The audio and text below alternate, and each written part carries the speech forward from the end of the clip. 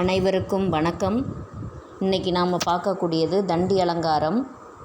தண்டி அலங்காரத்தில் பரியாய அணியை பற்றி பார்க்க போகிறோம். பரியாய அணின்னா என்ன அப்படின்னா, கவிஞன் தான் கூற கருதிய ஒன்றினை அவ்விடத்து கூறுதல் ஆகாது என கருதி பிறிதொன்றால் அப்பொருளை விளக்குவது பரியாய அணி.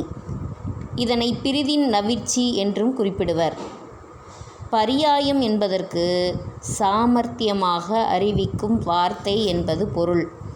இப்போ நம்ம பரியாய அணியினுடைய இலக்கண பாடலை பார்க்குறோம். கருதியது கிளவாது அப்பொருள் தோன்ற பிறிது ஒன்று உரைப்பது பரியாயமே அப்படின்னு சொல்கிறாங்க. அதாவது தான் எண்ணியதனை கூறாமல் அப்பொருள் தோன்றும்படி பிறிதொன்றை கூறுவது தான் பரியாயம்னு ஏற்கனவே சொல்லியிருக்கிறோம்.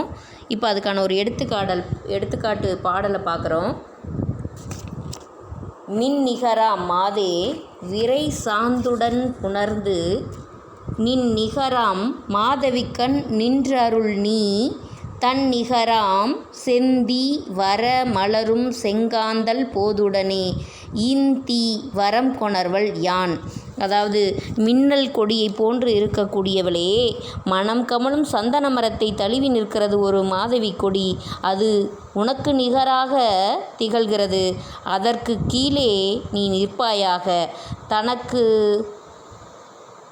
ஒப்பான நிகரான சிவந்த தீயினுடைய ஒளி தெரியுமாறு மலர்ந்துள்ளது காந்தல் மலர்.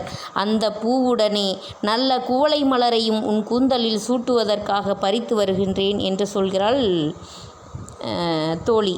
இப்போ தலைவியை குறியிடத்தில் விட்டுட்டு தோழி செல்லக்கூடியது இருக்குது. தலைவனோடு தலைவியை சேர்த்து வைக்க கருதி இருக்கக்கூடிய தோழி அதை நேராக கூறாமல் கூடுவதற்கு தான் தடையாக இருக்கக்கூடாது என்பதற்காக பூப்பறித்து வருகிறேன் என்று திறம்பட தெளிவாக கூறுவதனால் இதனை நாம் பரியாய அணி என்கின்றோம். நன்றி.